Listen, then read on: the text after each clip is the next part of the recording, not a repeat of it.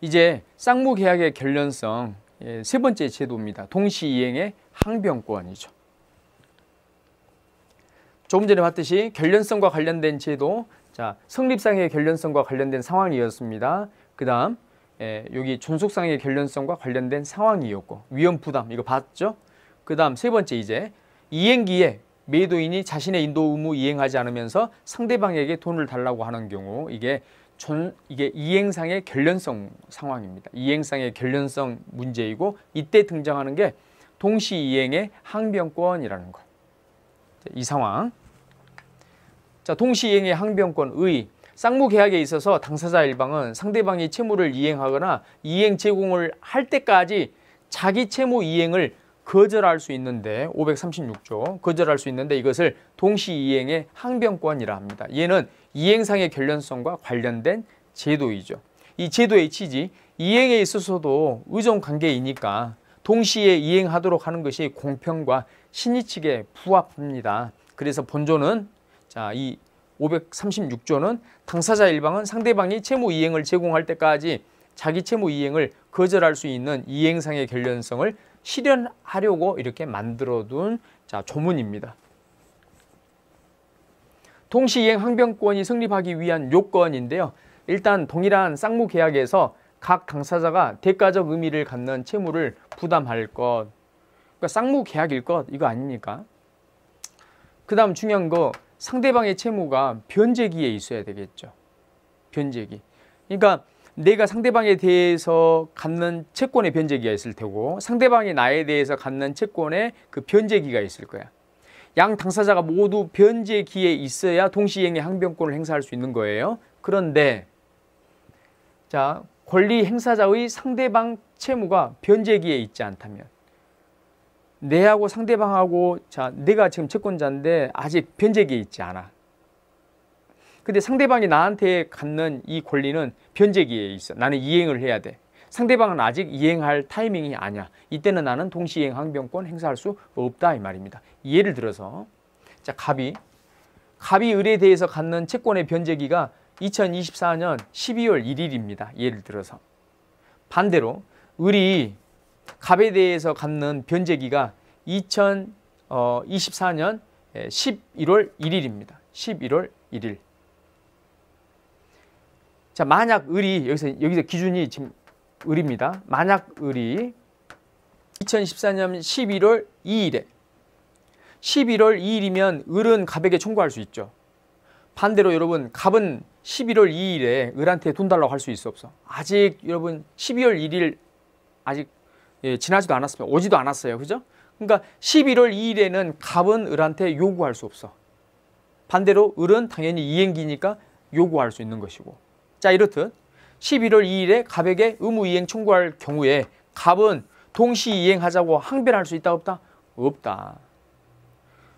결과적으로 동시이행 항변권이 없기 때문에 동시이행을 요구할 수 없는 것이죠. 그렇죠? 그 말입니다. 그 말이에요. 자, 그래서 그 요건 보시면 상대방 채무가 변제기에 있어야 동시이행 항변권을 행사할 수 있다. 세 번째, 상대방이 자신의 채무의 이행 또는 이행 제공을 하지 않고 이행을 청구해야 됩니다. 상대방이 이행을 할 때는 나도 이행을 해줘야 돼요. 근데 상대방이 이행하지 않으면서 나한테 요구한다? 나는 뭐 할 수 있어? 동시이행 항변권을 갖고 있으니 동시이행 항변권을 행사해서 같이 하자. 나는 아직 못해. 라고 내가 항변할 수 있다 이 말입니다. 요건 세 가지 성립하기 위한 요건 1, 2, 3번. 효과입니다. 동시이행의 항변권은 연기적 항변권이죠. 일시적으로만 저지할 수 있는 것이죠. 그래서 항변권자의 자, 일단 원형에 의해서만 효력 발생한다. 여러분 이건 내가 가지고 있는 무기야. 내가 행사할 수도 있고 안 할 수도 있어요. 상대방이 자신은 이행하지 않으면서 나한테 요구를 해. 그러면 내가 별다른 불만 없이 제공할 수도 있어요. 내 선택이니까. 근데 내가 아니 이거 뭐야. 이행을 안 하고 있는데 왜 나만 이걸 이행을 해? 라고 하면서 이행을 못하겠다라고 항변할 수 있죠. 그러니까 동시이행 항변권 같은 경우는 항변권자의 주장이 필요해. 이걸 동시이행 항변권을 내가 사용한다. 내 이익을 위해서 이걸 사용하겠다라고 하는 원형이 필요하다 이 말이죠. 항변권자의 원형에 의해서만 효력이 발생합니다. 침묵하고 있으면 본인만 불이익이에요. 두 번째, 이행지체 저지요. 아주 중요하죠. 아주 중요합니다. 자, 동시이행 항변권 상황을 한번 봐보세요. 변제기인데요. 12월 1일에 양 당사자가 변제하기로 했어요. 서로 이행하기로 했어. 근데 지금 현재 12월 5일인데 양 당사자가 모두 자신의 의무를 이행하고 있지 않은 거죠. 물론 이제 사연은 있습니다. 이쪽에서는 자기 거 이행하지 않으면서 요구하니까 상대방이 무슨 말이냐, 동시이행 항변권 동시이행하자라고 해서 버티고 있는 거예요.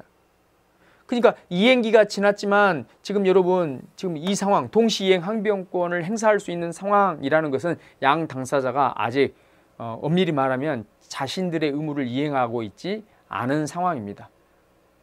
어떤 사연이 있건 간에 그죠? 이행하고 있지 않죠.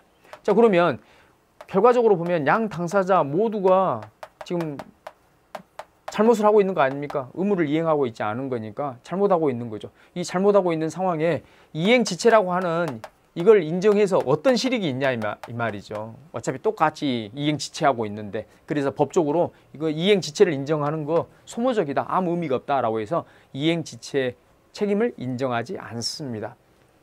그래서 변제기에 이행을 하지 않아도 이행지체 책임을 지지 않는다. 자, 이것은 원형 필요 없어요. 당연히 효력이 발생하지 않는 겁니다.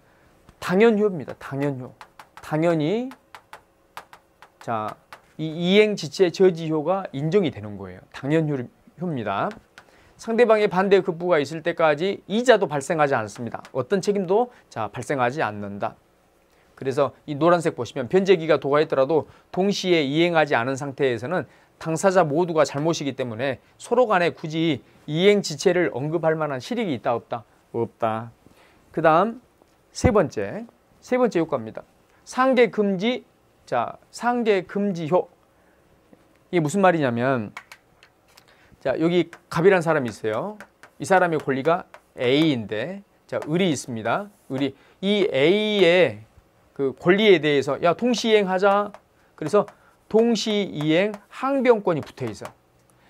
갑이 갖고 있는 A라는 권리에 동시이행, 을이 항변할 수 있는 동시이행 항변권이 붙어 있어요. 물론 을이 갑에 대해서 가지고 있는 기본적인 권리가 따로 있고, 그러니까 을이 가지고 있는 권리도 있고 갑이 가지고 있는 권리가 있는데, 갑이 갖고 있는 걸 A, 을이 가지고 있는 걸 B 권리라 합시다. B 권리가 있는데 특별히 A라고 하는 이 권리와 관련해서는 을의 동시이행 항변권이 부착이 되어 있어. 이 경우. 그러면 엄밀히 말하면 여러분 권리는 을이 지금 2개. 그죠? 이 그림에서 갑은 권리를 하나 가지고 있는데, 만약에 동시이행의 항변권이 부착되어 있는 경우 그렇습니다. 부착되어 있는 이 권리를 가지고 상계하자라고 하면 이게 그리고 인정이 되면 어떤 문제가 발생하느냐? 자, 이거 다 날아가요. 다 사라지죠? 다 사라지죠? 그러면 자, 갑은요, 권리 한 개로 부당하게 권리 2개를 없애는 효과가 있기 때문에 이것 역시 공평에 부합하지 않다. 공평에 반한다. 이해되시죠? 그러니까 을이 가지고 있는 권리를, 항변권을 부당하게 박탈하는 그 불합리한 결과가 초래가 돼요. 그렇기 때문에 자, 동시이행 항변권이 붙은 채권을, 이거 수동채권 아닙니다. 이거 수동채권이 아니고 자동채권으로 해서 상계할 수는 없다. 이 그림을 잘 보시면 얘가 상계할 거니까 이게 동시이행 항변권 붙은 이 채권, 이걸 뭐라 합니까? 상계하는 자가 가지고 있는 권리를 자동채권이라 하지 않습니까? 그래서 표현이 이렇게 되는 거죠. 동시이행 항변권이 붙은 채권을 자동채권으로 해서 상계할 수 없다. 이거. 그죠?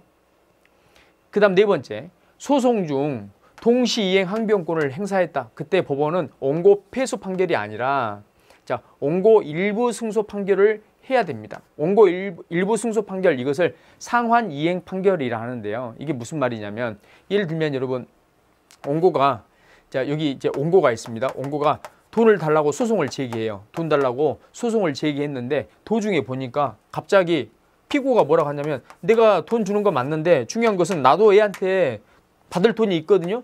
근데 이게 지금 동시 이행해야 되거든요. 그러니까 동시이행합시다라고 해서 갑자기 피고가 동시이행 항변권을 주장을 해버린 겁니다. 이때는요.